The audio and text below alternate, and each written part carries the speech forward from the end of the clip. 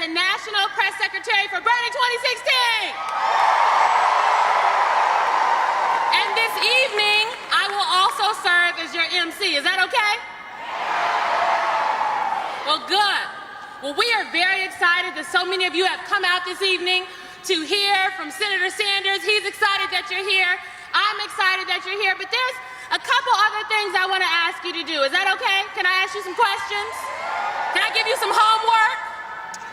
So, we need to turn this passion that we're feeling tonight, this energy that's in this room, into some action.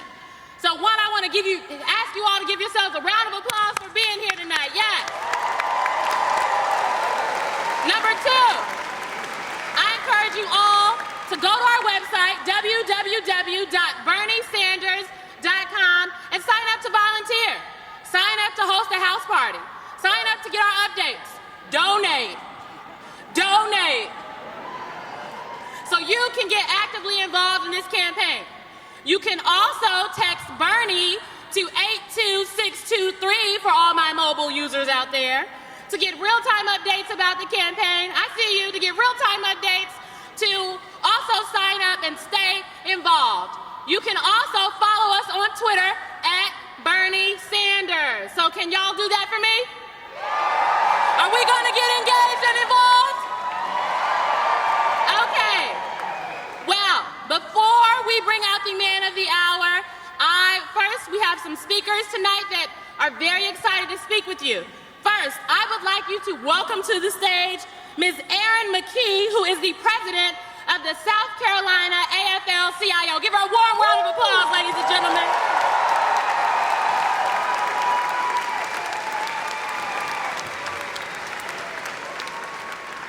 Good evening. I am so excited to see all of you here in Charleston, South Carolina on a Saturday night. Yes. As South Carolinians, you all know the phrase, fired up, ready to go. After you hear Senator Sanders tonight, I think you too will be fired up and ready to go. As she said, my name is Erin McKee, and I'm the president of the South Carolina AFL-CIO.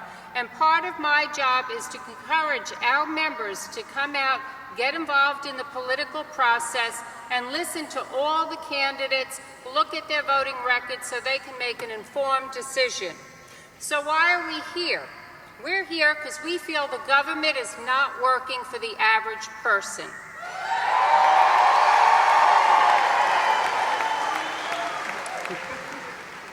I've asked a lot of people why they like Bernie Sanders. And a retiree told me that they like Bernie Sanders because he not only doesn't want any cuts to Social Security and Medicare, but he wants to expand them.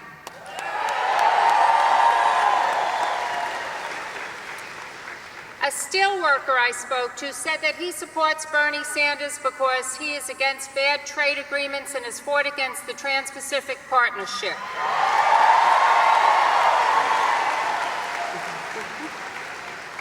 A construction worker said he supports Bernie Sanders because Senator Sanders said that he wants to invest in infrastructure which will bring good jobs to this country.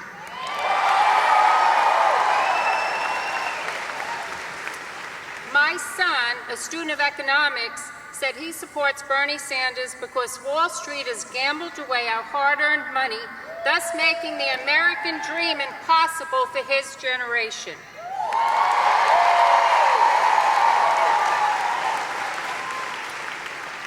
And the low-wage workers I know love that Bernie Sanders supports a $15 living wage.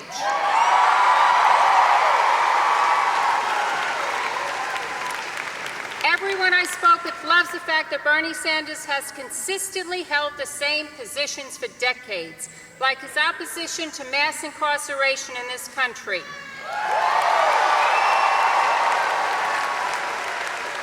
As long as we let the corporate-controlled media pit us against each other, as long as we allow the corporations or people, the fat cats who run those corporations are the only ones with any rights at all.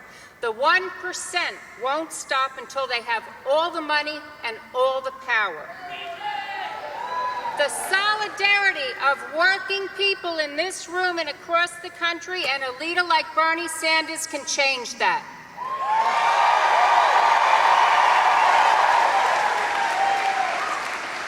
It's time for us to wake up, pay attention, and get involved in our democracy. Corporations are not people, and the billionaires don't have all the power. We are the people, and together we have the power.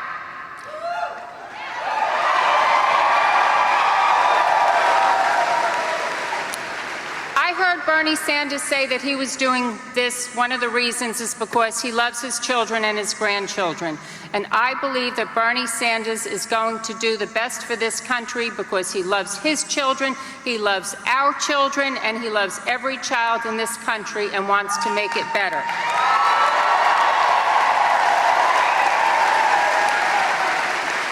Bernie Sanders is running for President of the United States to represent we the people and fight for we the people. Let's make sure that we the people fight for him. Thank you. Let's give Aaron another round of applause.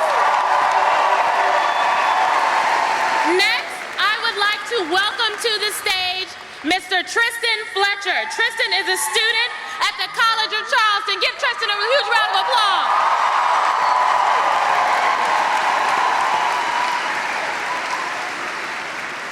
Good evening, everyone. My name is Tristan Fletcher, and I'm a junior at the College of Charleston. Ever since I was a child, I've been told that we are the future. Now, midway through my college experience, I try to understand how I can help fulfill that dream. I've come to understand that college is an expensive proposition.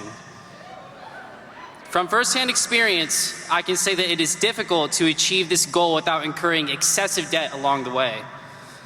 As Senator Sanders has stated, countries like Germany, Denmark, Sweden, and many more are providing free or inexpensive higher education for their young people, end quote.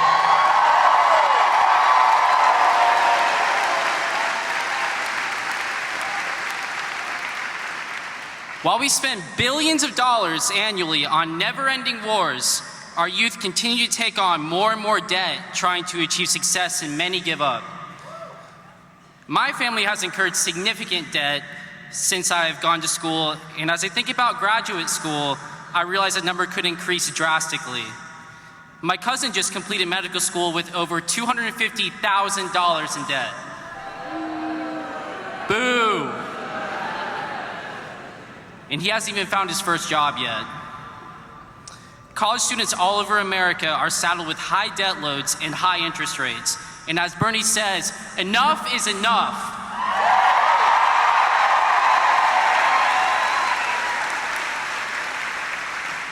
Senator Sanders' legislation to make tuition free at public universities and colleges by imposing a tax on Wall Street speculation is just the kind of action this country and our young people need.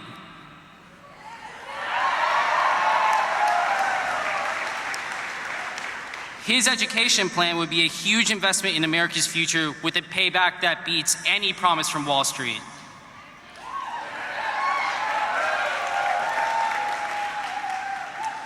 Senator Sanders is about taking action to help ordinary Americans. What a refreshing idea that is.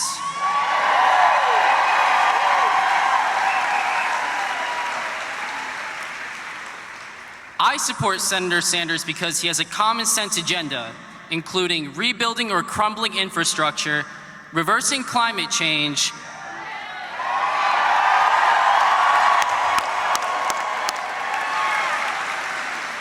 making college affordable for all,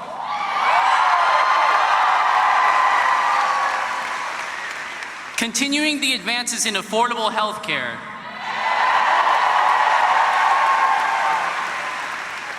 real tax reform, and protecting the most vulnerable Americans.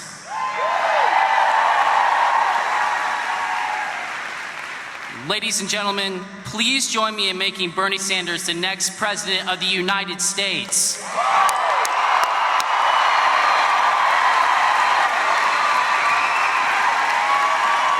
All right, let me do a crowd check. How we feeling out there? I think you can do better than that. How are we feeling out there?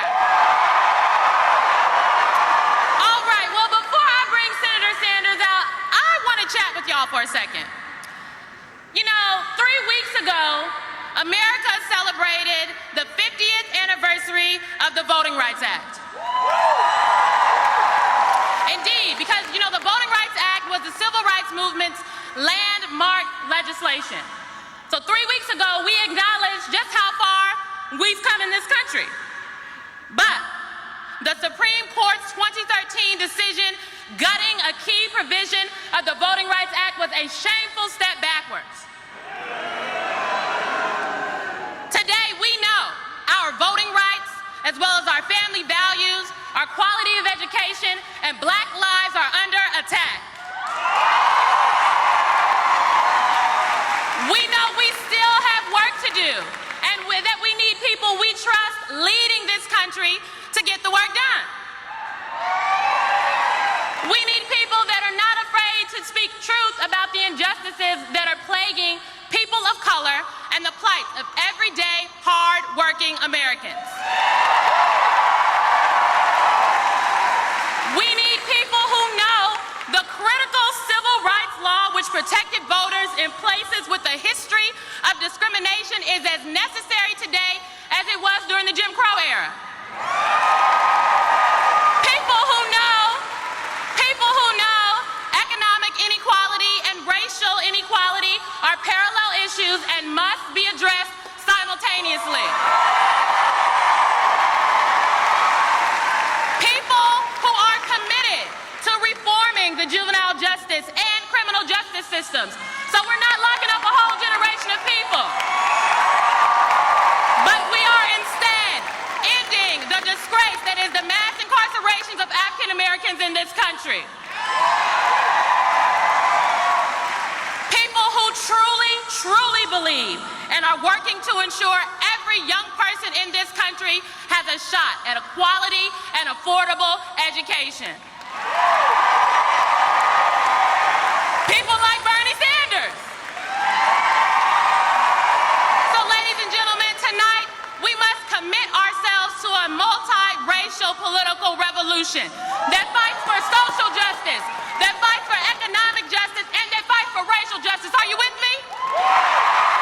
At this time, please give a warm welcome. It is my pleasure to bring to the stage the next President of the United States of America, United States Senator Bernie Sanders.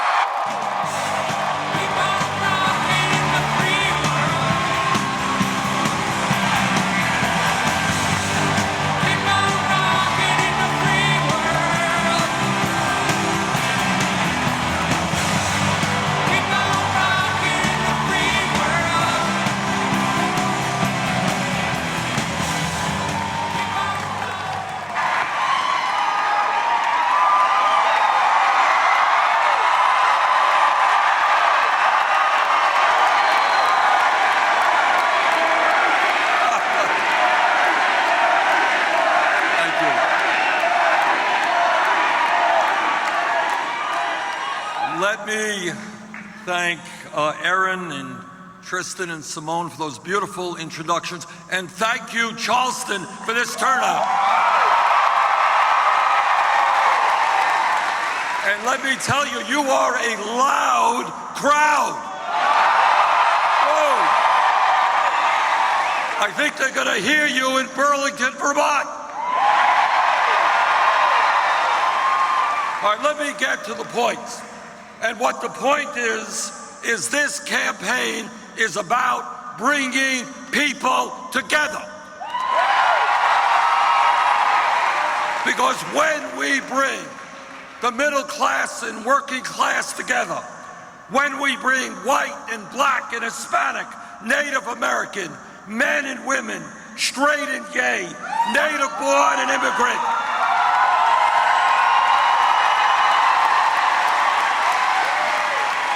when we bring our people together, there is nothing that can stop us from transforming this country.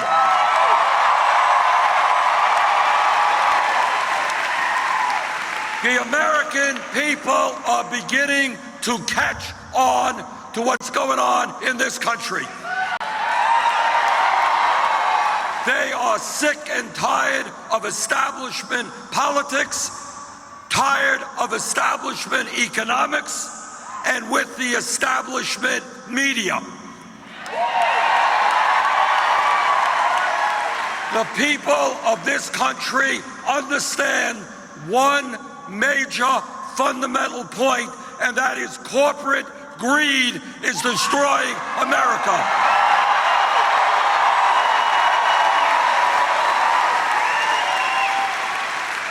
They understand that it is immoral, that it is unsustainable, that almost all of the new wealth generated in this country is going to the top 1%, and you and I together are going to change that.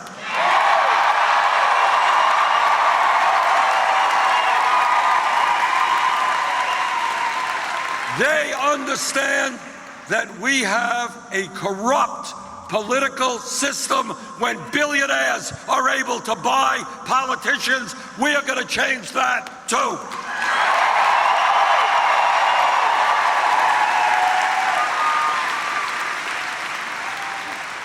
And what we are saying in this campaign is something no other candidate will say, and that is we cannot bring about the kind of changes that we need in this country unless there is a political revolution.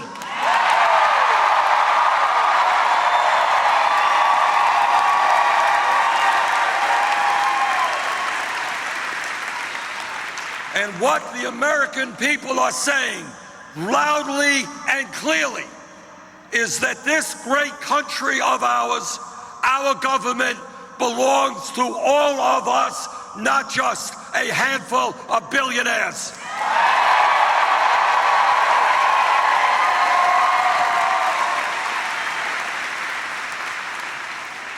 Brothers and sisters, today we live in the wealthiest country in the history of the world, but very few Americans understand that. And the reason they don't understand it, the reason they don't feel it, is that almost all of that wealth and all of that income is going to the few. Our job together is to create an economy that works for working families and not just the people on top.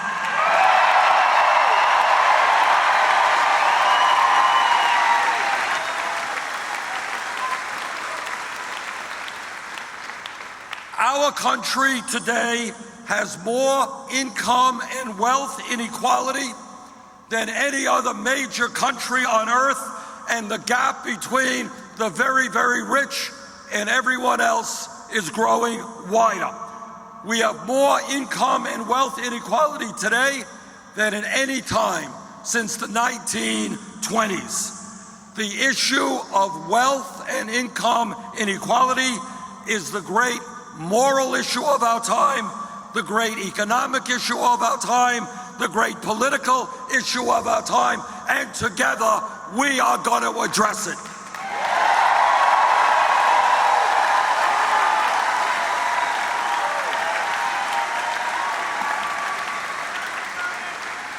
Let me be very clear.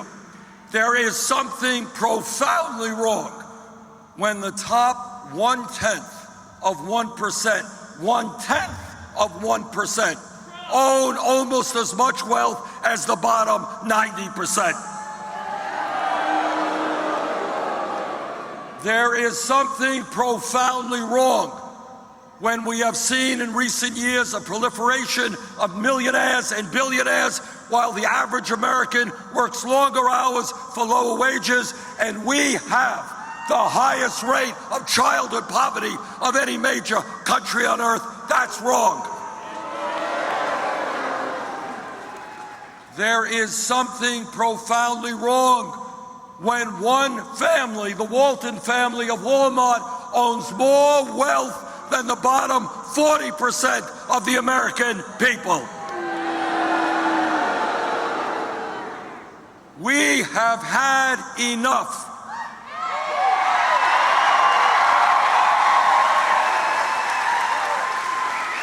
And this country is sending this campaign, and the people of America are sending a message to the billionaire class, and that message is simple. You cannot continue to have it all.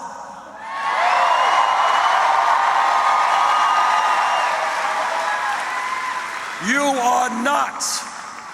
Corporate America and the billionaires are not going to continue to get huge tax breaks when children in America go hungry.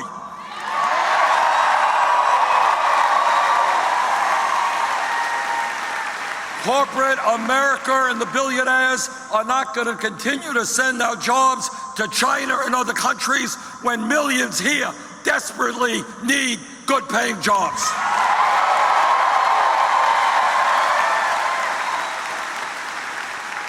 Corporate America and the billionaire class are not going to put their billions in profit in the Cayman Islands to avoid paying their fair share of taxes.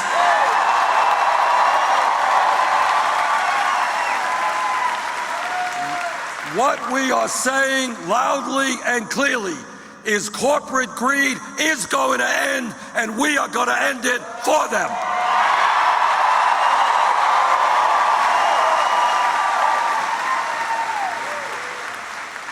And let me tell you how income and wealth inequality not only impact every state in America, my state of Vermont, but let me tell you how it impacts right here in South Carolina. In the last 2 years, if you can believe it, the 14 wealthiest people in this country, 14, not a lot of people, saw their wealth increase by $156 billion. Meanwhile, while the billionaires become much, much richer, 27% of the children here in South Carolina are living in poverty. 300,000 kids. Now, what sense is that? Billionaires become phenomenally richer while children in America and in South Carolina go hungry? That has got to end.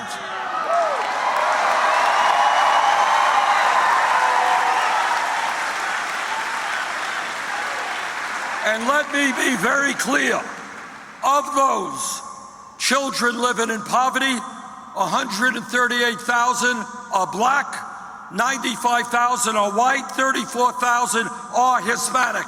This is an issue that cuts across the board. It impacts every race, and together we are going to end the shame of having the highest childhood poverty rate of any major country.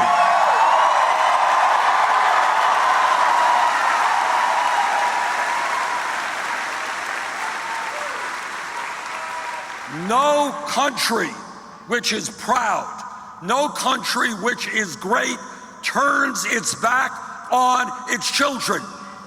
No country, no proud country leaves kids without enough food to eat, without decent child care, without decent education, without decent housing.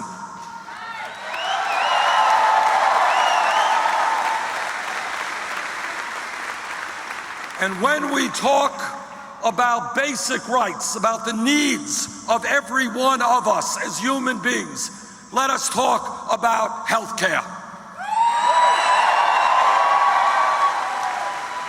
Let us talk about the fact that the United States of America today is the only major country on earth that does not guarantee health care to all people as a right.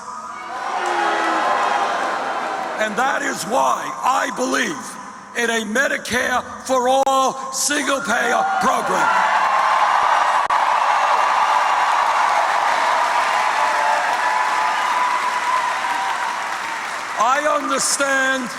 I understand that the insurance companies and the drug companies and the big money interests don't like that idea. But their day is going to come and go. Our day is to say that health care is a right of all people, not just a privilege.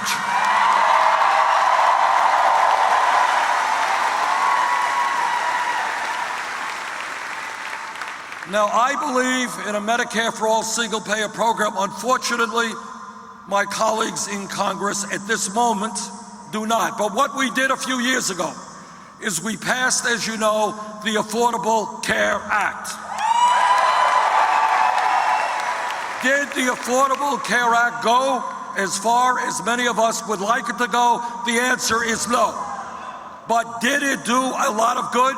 Are millions of people today getting health insurance who otherwise would not have had it? The answer is yes. The Affordable Care Act, as an example, has cut Arkansas's uninsured population almost in half. It has reduced the number of uninsured in Kentucky from 20% to 12%. That is not a small thing. But in South Carolina, over 200,000 people would gain health insurance if the governor and legislature of this state would allow for the expansion of Medicaid as provided for in the Affordable Care Act.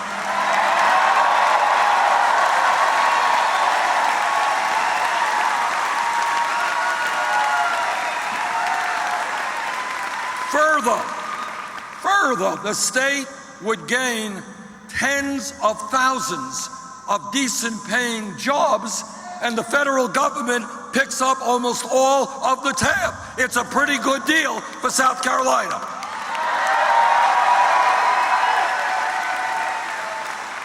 In my view, it is totally wrong. It is terribly wrong to allow a rigid right-wing ideology to stand in the way of hundreds of thousands of people getting health care they desperately need.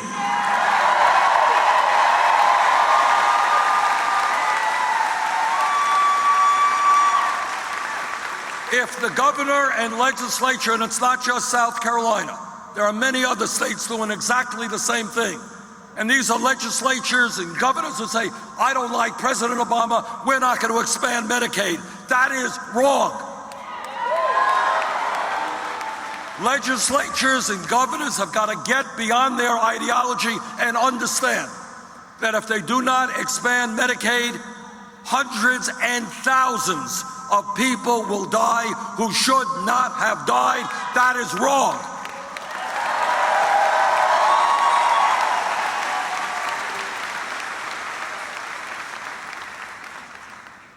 Now, when we talk about the economy, it's not just health care and it's not just income and wealth inequality. It is also the fact that real unemployment in this country, including those who have given up looking for work and are working part-time, is over 10%. We have a jobs crisis. We have an unemployment crisis. And let me tell you something that very few people talk about, and I will continue to talk about it, and that is youth unemployment.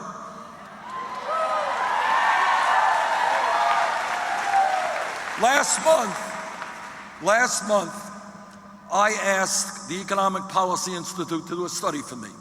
I asked them to take a look at kids who are high school graduates between the ages of 17 and 20 and what their unemployment and underemployment rates were. This is what they found. If the kids were white, high school graduates, 7 to 20, 33% of them were unemployed or underemployed. If they were Hispanic, 36%. If they were African American, 51%. This is an outrage. We are turning our backs on an entire generation of young people.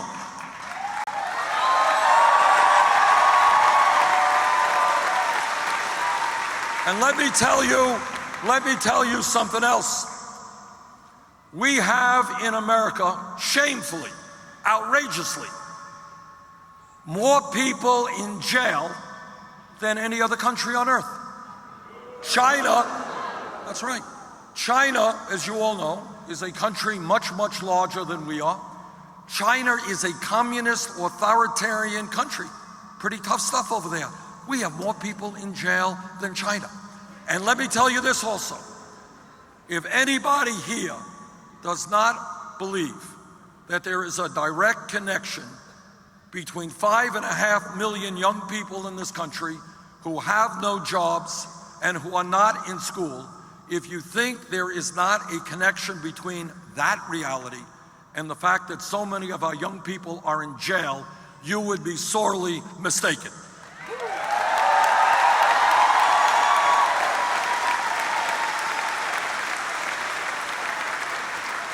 In my view, and I will make this happen as president, instead of building more jails, instead of locking up more people, we're going to invest in jobs and education for our young people.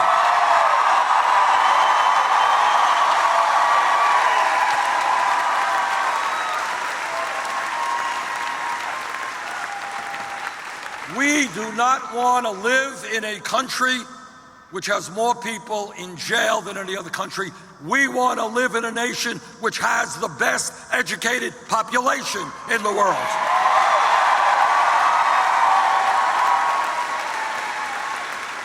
And when we talk about the economy, let us acknowledge that millions of Americans are working for wages that are just too damn low.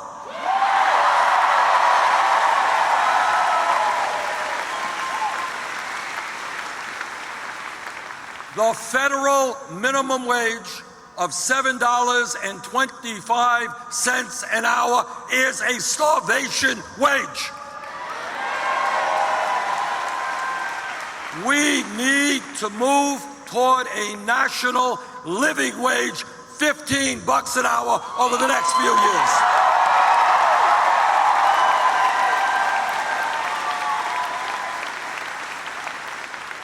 It is not a radical idea to suggest that if somebody in America works 40 hours a week, that that person not live in poverty.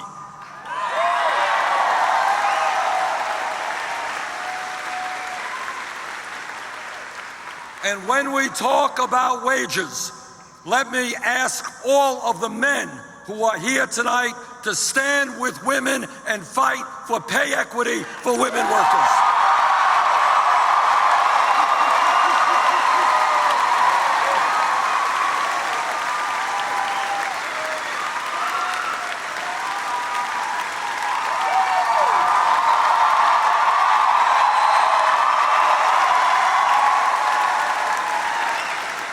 There is no rational economic reason why women are making 78 cents on the dollar compared to men.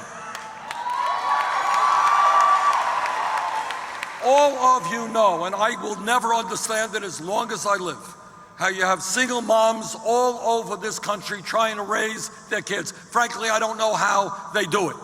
But if we could at least provide pay equity for women workers, we could take a huge chunk out of poverty for women heads of homes.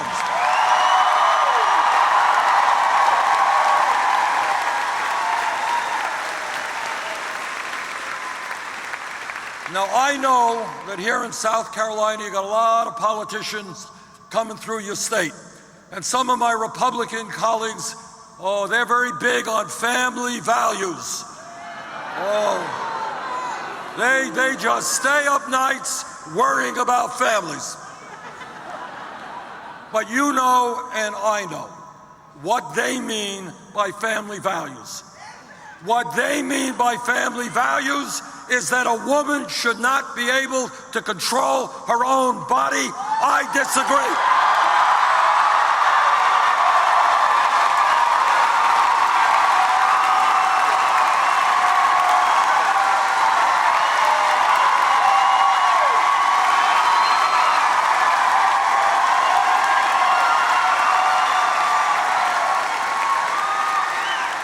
What they mean is that women are not smart enough to be able to purchase the contraceptives they need. I disagree.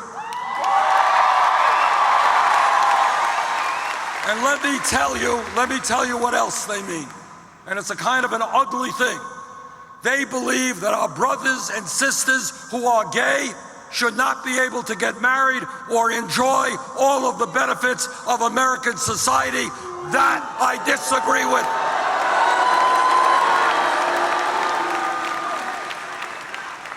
I have 4 great kids, 7 grandchildren, and Jane and I have been married for 27 years.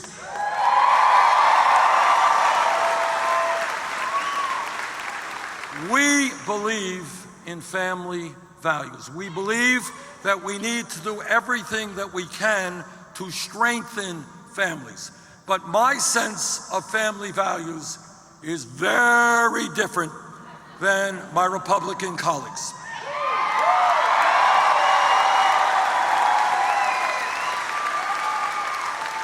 When I talk about family values, I am talking about ending the international disgrace of America being the only major country on earth that does not guarantee family and medical leave to our people.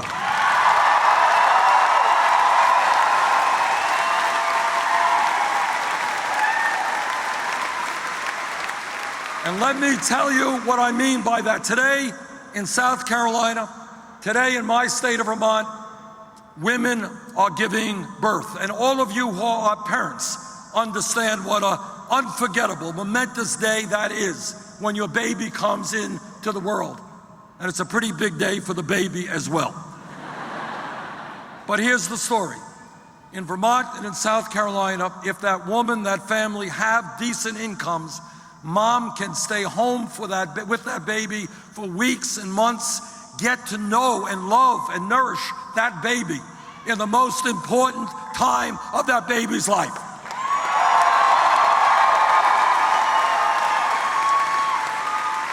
But if that mom's family does not have sufficient income, do you know what happens?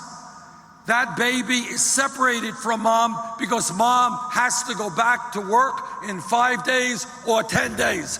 That is wrong. That is not a family value.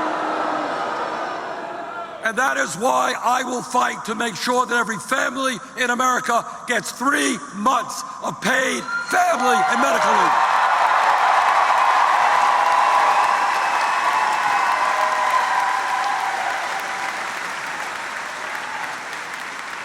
And we are also going to end the absurdity of America being the only major country on earth that does not provide paid, guaranteed sick time or paid, guaranteed vacation time.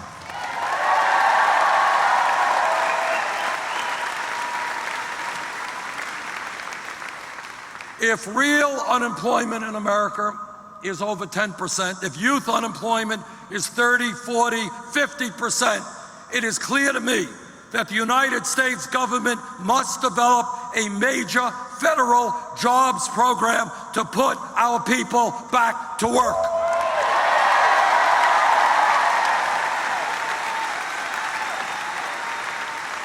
All of you know, here in South Carolina, in the state of Vermont, all over America, our infrastructure, our roads, our bridges, our rail system, water plants, wastewater, airports, our infrastructure is crumbling.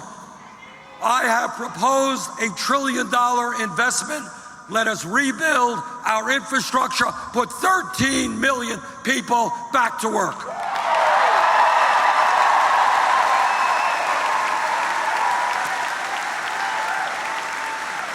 And brothers and sisters, when we talk about jobs, it is not only that we must create millions of decent paying jobs, we must stop the loss of millions of jobs due to our disastrous trade policies.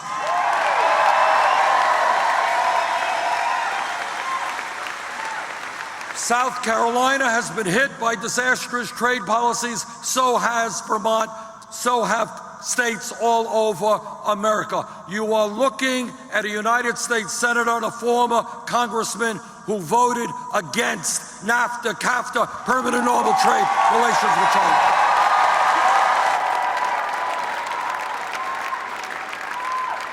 And you're looking at a senator who will help lead the opposition to this disastrous TPP agreement. Look, here's the truth, the simple truth. Corporate America wants us to buy their products. Go home, turn on the TV, and that's what they want. If corporate America wants us to purchase their products, it's high time for them to manufacture those products here in America, not in China.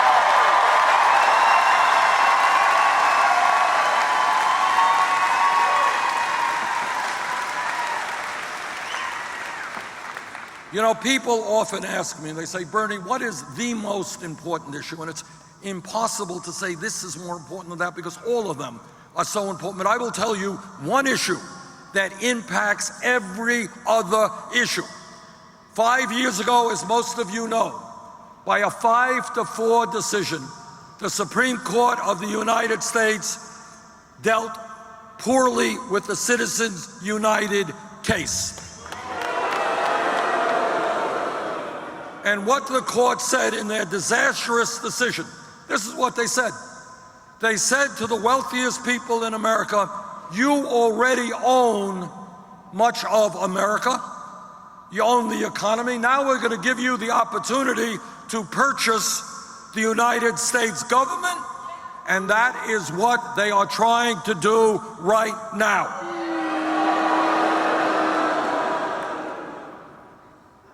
The American political system today, as a result of Citizens United, has been totally corrupted, and the foundations of American democracy are being undermined.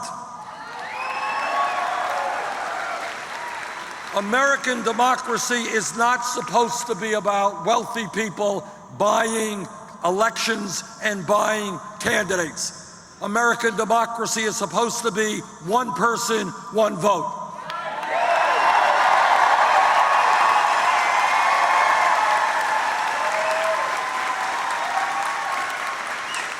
I've not made many campaign promises so far, but let me make one to you right now. And that is, any nominee of mine to the United States Supreme Court will make it loud and clear before that name goes to the Senate that he or she will vote to overturn this disastrous Citizens United.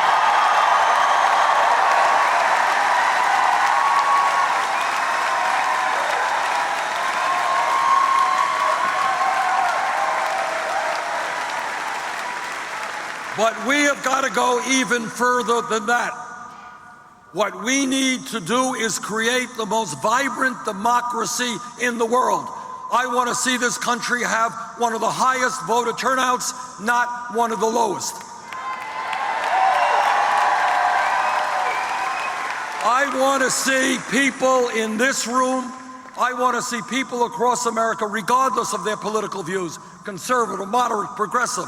I want to see you be able to run for office without begging billionaires for campaign contributions.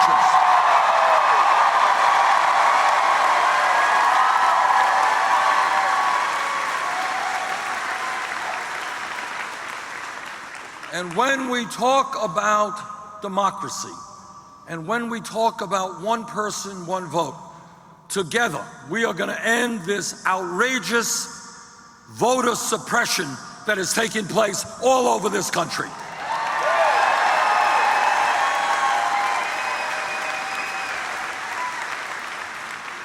As Simone mentioned, 50 years ago, Congress passed and President Johnson signed the Voting Rights Act. And what the Voting Rights Act said, finally, is that every American has the right to vote regardless of the color of his or her skin.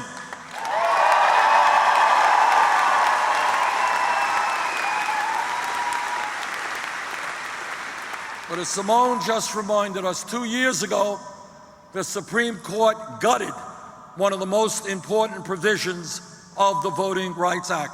And literally, hours after the Supreme Court made its decision, Republican governors and attorney generals and legislatures began to go to work to figure out how they could deny poor people and people of color and old people the right to vote. That is an outrage. You know, I have been involved in many campaigns in my state of Vermont. I've lost some, I've won many. But it has never occurred to me, never once, to try to figure out a way to deny my opponents the right to vote. I believe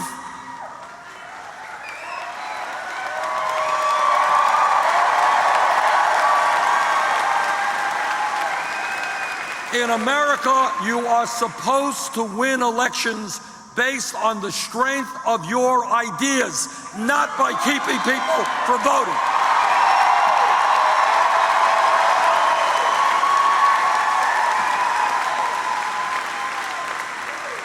And in that regard, I have introduced legislation which will go a long way to make one very simple point.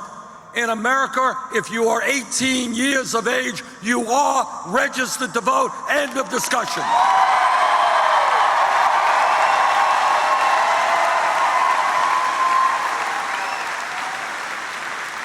And let me further tell you that people who do not have the guts to campaign on their ideas, people who think the only way they can win is denying others not to vote, these people are political cowards. They should get another job.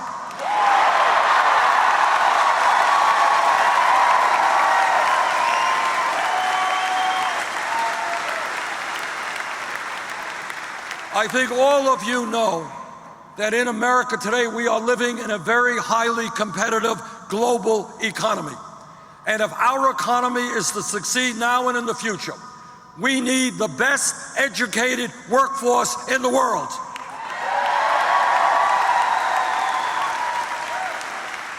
And yet it is a tragedy, a human tragedy, that today hundreds of thousands of bright young people, kids who have done well in school, kids who are qualified to get a higher education, are not able to go to college for one reason and one reason alone, and that is their families lack the money. That is not what America is supposed to be about. It is not only unfair to those young people who want to become doctors, they want to become scientists, they want to become teachers, they want to rise up out of poverty to make it into the middle class, and we're pulling the ladder out from underneath them. That's wrong. But it is even stupider if we talk about the future of America, where we need all of the bright people we can have in order to make our economy strong and grow jobs.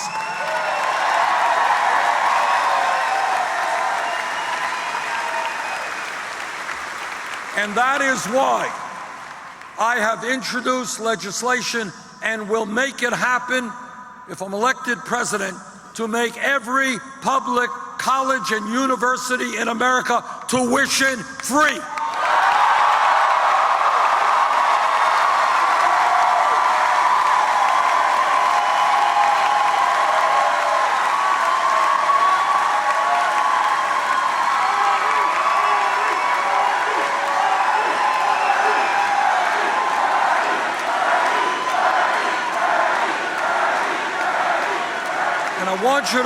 I want you all to understand the ramifications of what that means. It means not only that life will be easier financially for those people who go to college, that's obvious, but it means something more profound than that. Today in Charleston, today in Burlington, Vermont, there are kids in the 4th grade and in the 6th grade. Like my family, their parents never went to college. They don't know anybody who went to college.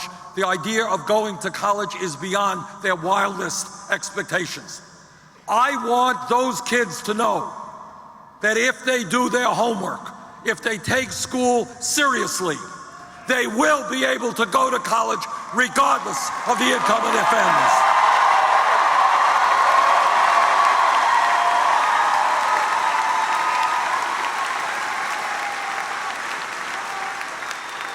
And when we talk about higher education, we have got to deal with the absurdity, absolute absurdity, that millions of Americans, some young and some not so young, are being crushed by outrageous levels of student debt. And here's the crazy thing about it. There are people with student debt who are paying interest rates of 6, 8, 10% when you can refinance your home at 3 or 4%. So what we are going to do are two things. Number one, we are going to allow people who have student debt to refinance at lower interest rates.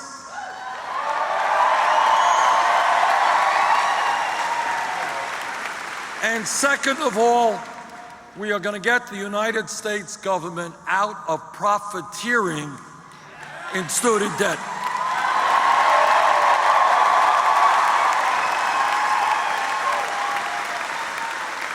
Our government should not be making billions in profit from working class families who simply wanted to send their kids to college. We're going to end that.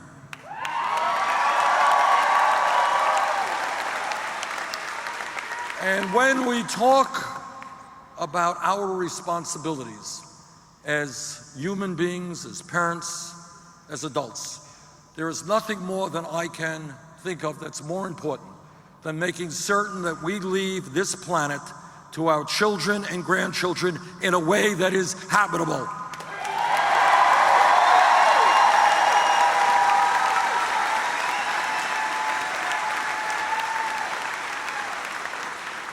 The debate is over. The scientific community is virtually unanimous. Climate change is real. Climate change is caused by human activity, and climate change is already causing devastating problems in our country and around the world.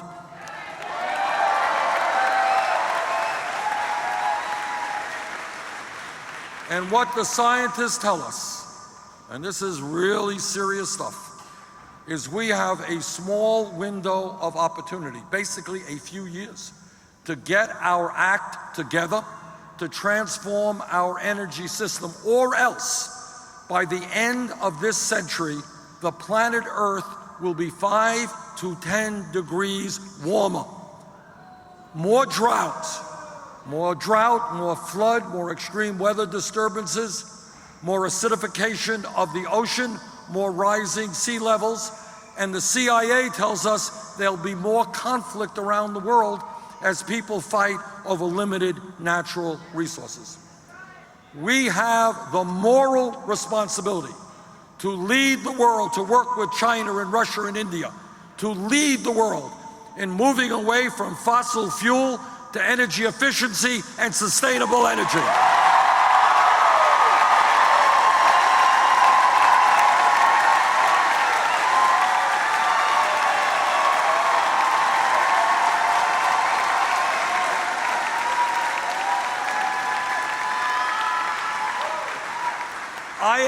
Brothers and sisters, I am the ranking member, leader of the opposition on the Democratic side on the Budget Committee.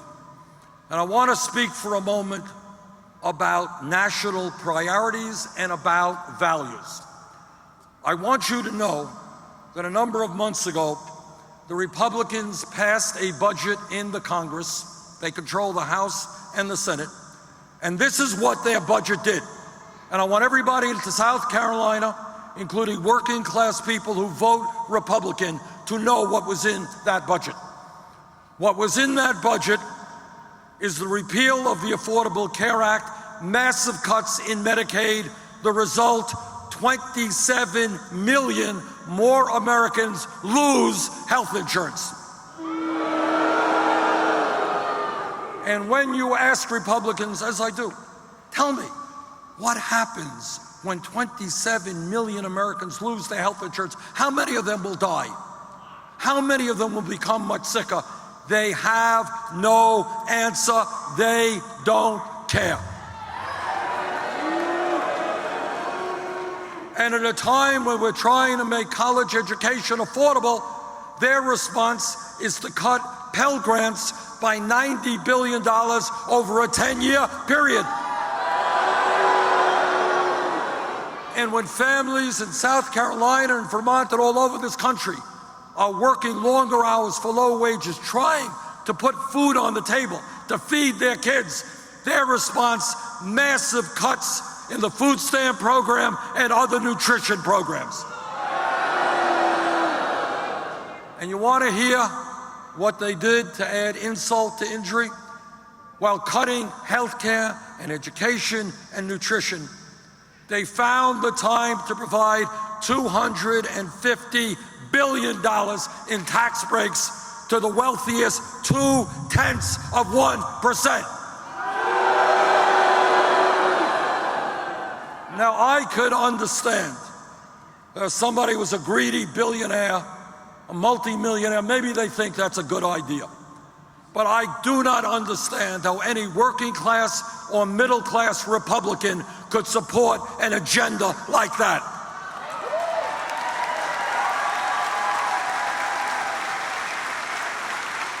And our job in this campaign, maybe the most important thing we can do, is to get people in America, working people, middle class people, low income people, to stop voting against their own best interest.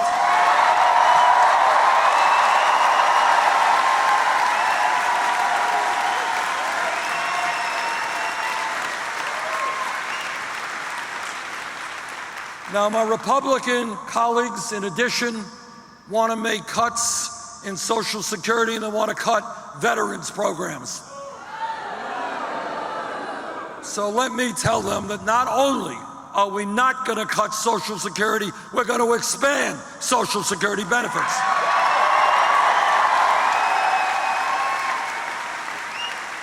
And let me also tell them that when men and women put their lives on the line to defend this country, we are not going to cut veterans' benefits.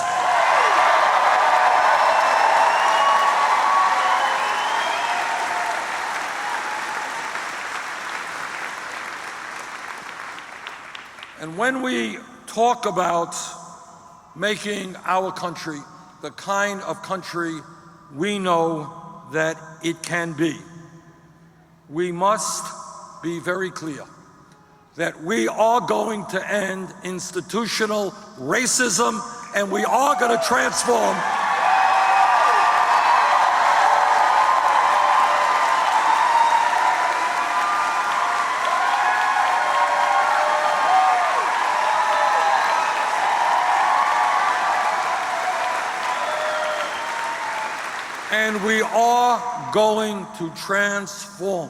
and make radical changes in a criminal justice system that is broken.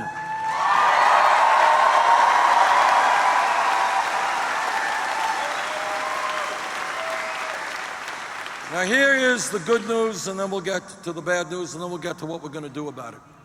The good news is that in terms of combating racism, America has come a long way over the last many, many decades. Not far enough. But if we were sitting here 30 years ago and somebody said, well, you know, I think in 2008, people of the United States are going to overcome hundreds of years of racism, and that we would be electing an African American as president of the United States, nobody here would have believed it. But in fact, in 2008, the American people looked beyond the color of a candidate's skin, looked at his ideas, and voted for Obama for president.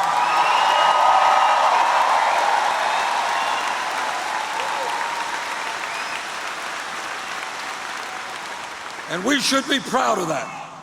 But the bad news is, as everyone in this room knows, that racism still remains a much too real part of American society. No one can deny that. And in that regard, I am not just talking about the sickness of a man who could walk into a Bible study class in Charleston, pray with people in that room, and then take out a gun and kill 9 people. That is literally impossible to comprehend. And I'm not just talking about the hundreds of hate groups that exist in this country today, whose only function, I mean, it's hard to imagine, their only function is to foment hatred of African Americans or immigrants or gays or Jews. Can you imagine a group whose only function in life is to foment hatred? But in addition to all that, we must be clear that when we're talking about racism, we are talking about Sandra Bland, Michael Brown, Rekia Boyd,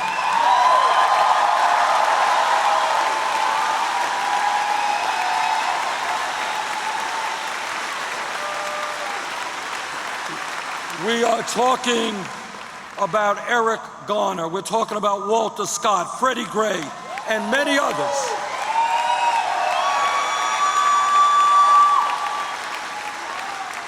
Many, many others over the years whose names we do not know. And these people died unnecessarily and wrongly at the hands of police officers or in police custody. That must change.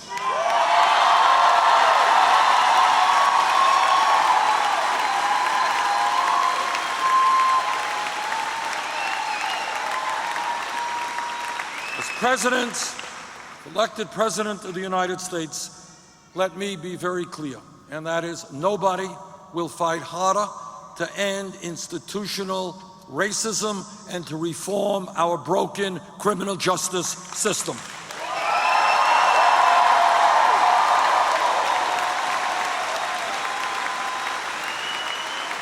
And let me just mention just a few of the things that have to be done in order to transform our criminal justice system.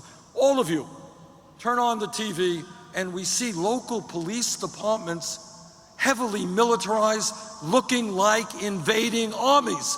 That is not what a local police department should be about. We need police departments that are part of the community, that look like the communities.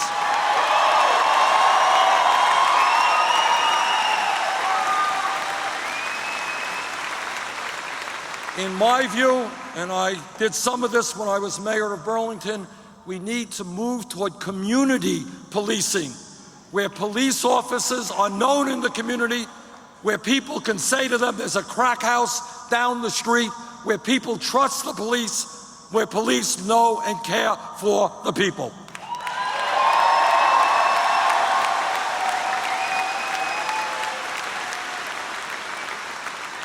Now, I was a mayor, as I said, for 8 years, and in that capacity, I got to know a whole lot of police officers in my community. And if anybody here thinks being a cop today is an easy job, you're wrong. It's a tough job. And the vast majority of police officers try to do the best they can, honestly, in protecting the people. But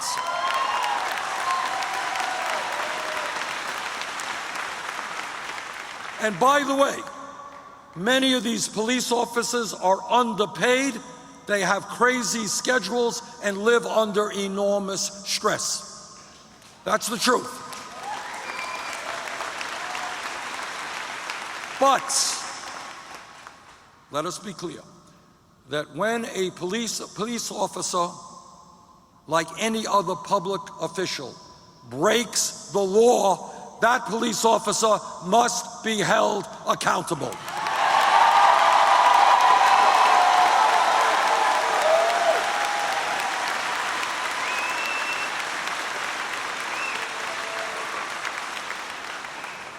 And we need to look at new rules regarding the use of force. I have seen, as a mayor, police officers do incredible things to break up crowds, to prevent violence, and what good police officers do is do that with a minimum amount of force. Using a gun and lethal force should be the last thing that police officers do, not the first.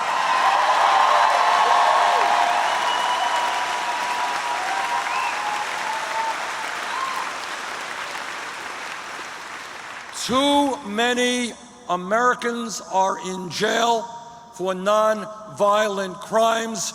We need to rethink the war on drugs.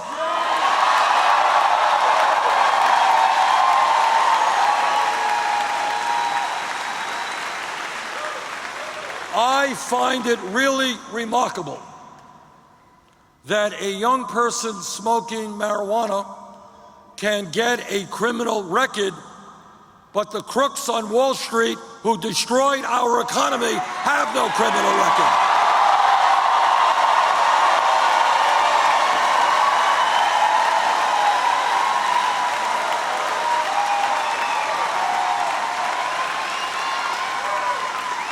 And let me tell you something else that a lot of people around the country have been talking about, and I agree with. And when Congress reconvenes in September, I'm going to introduce legislation to deal with that. And that is to end the absurdity of private corporations making profits by running jails and building jails.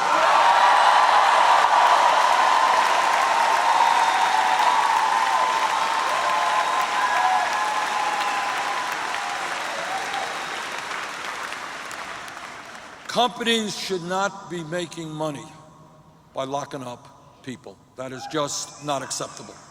Furthermore, we need to understand that substance addiction, drug addiction, alcohol addiction are illnesses that need to be treated.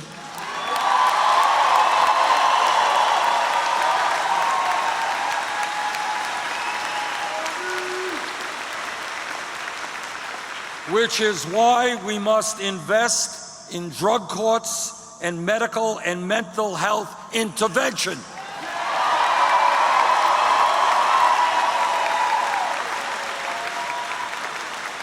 There are too many people in jail today who are suffering serious mental health issues. They need treatment, not jail cells.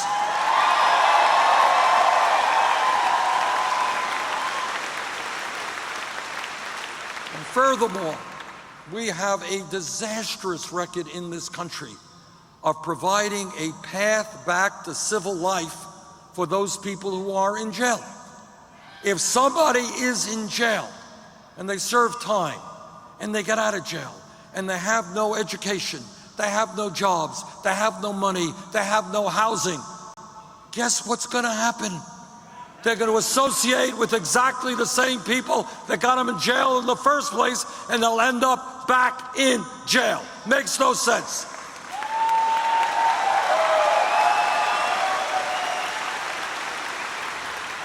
It makes no sense from a human point of view, and it makes no sense from a financial point of view. It costs more money to put people in jail than to send them to the University of South Carolina.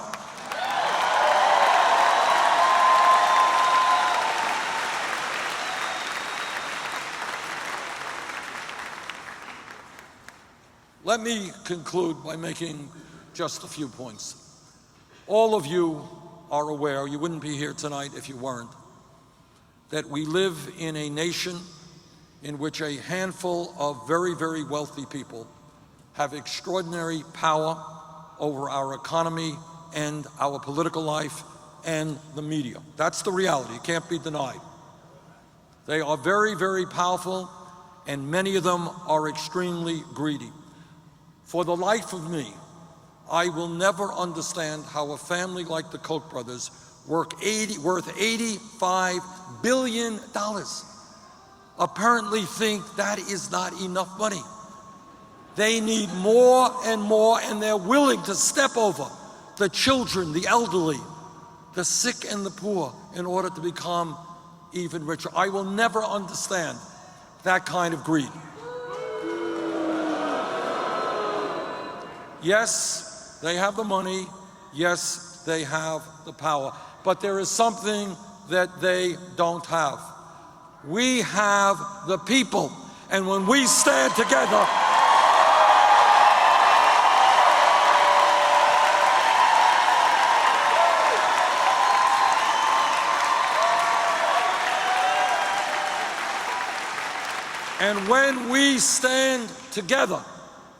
in the wealthiest country in the history of the world, there is nothing we cannot accomplish. What I beg of you, do not think small, think big.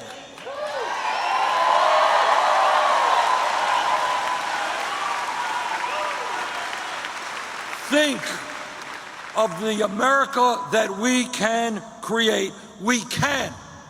This is not utopian dreaming. This is not pie in the sky. We can live in a country where every man, woman, and child has health care as a right.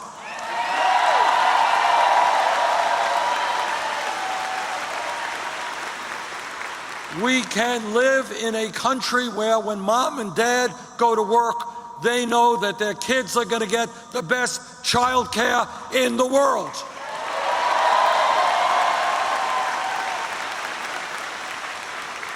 We can live in a nation in which all of our people, regardless of income, can get a college education.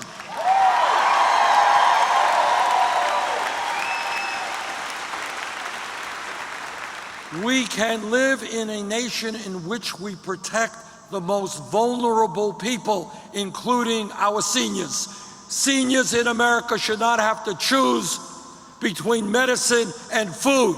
That's why we're going to raise Social Security benefits.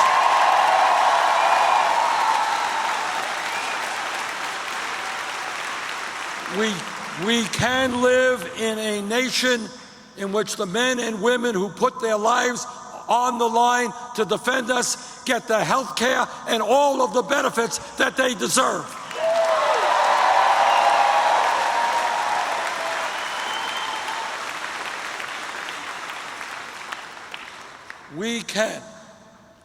We can live in a nation in which everyone, no matter their race, no matter their religion, no matter their disability, no matter their sexual orientation, realizes the full potential of what America is about: equality for all.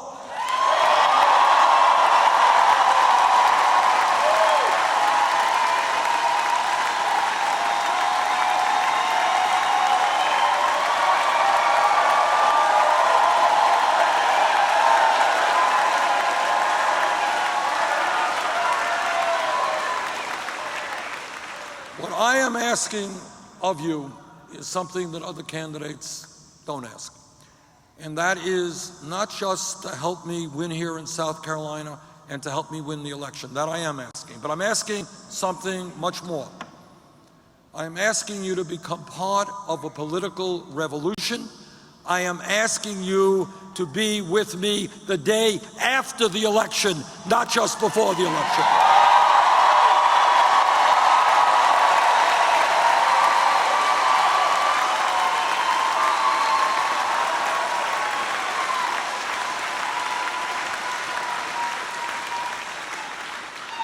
When we bring our people together, when we don't let our opponents divide us by race or sexual orientation, by where we were born, we can transform America and make us the country that all of us know we can become. Thank you all very much.